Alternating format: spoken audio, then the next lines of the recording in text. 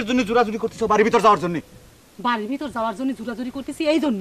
আমি আব্বা আম্মার কাছে জিজ্ঞাসা করবো না কিসের জন্য তারা তোমাকে সঠিকভাবে দাওয়াত দেয় নাই? সে কথার জবাব যদি তারা সঠিকভাবে দিবেন না পারতিছে, আমি কথা দিচ্ছি এই বুলবুলি তোমার সাথে এই ভ্যানে আমিও ফিরে যাবো প্রতিবাদ স্বরূপ। তুমি সত্যি কথা করছো? ওয়াদা ভঙ্গ করবে না? হাত ছুঁয়ে কিরে কাটো। কিরে করা লাগবে না, কথা কথাই নামো।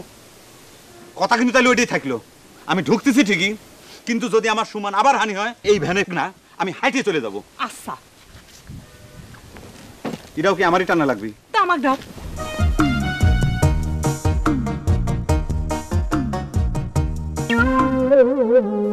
আরে বড় ভাই, আসসালামু আলাইকুম।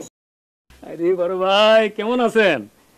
কি ব্যাপার, এবার তো সিরিয়াল ব্রেক হয়ে গেল। হ্যাঁ, এত বছর ঈদে কোনোদিন তো হয় নাই। আমি তো আপনাদেরকে না দেখি একদম হতাশ। আমার কেমন আছেন? ভালো আছি ভাই, তোমরা কেমন আছো? কখন আইছো? এই তো আসি কিছুক্ষণ আগে। আমি তো বরাবরের মতো মিডলে, কিন্তু এবার ছোট পক্ষ মনে একটু বেশি সিরিয়াস সবার আগে। ভাই আমি একটা কথা জিজ্ঞাসা করবো, তুমি কি দাওয়াত পাইছো? কিসের দাওয়াত? এই যে আমাদের বাড়িতে আসার ঈদের দাওয়াত। আরে এটার জন্য আমার আবার দাওয়াত লাগবে কেন?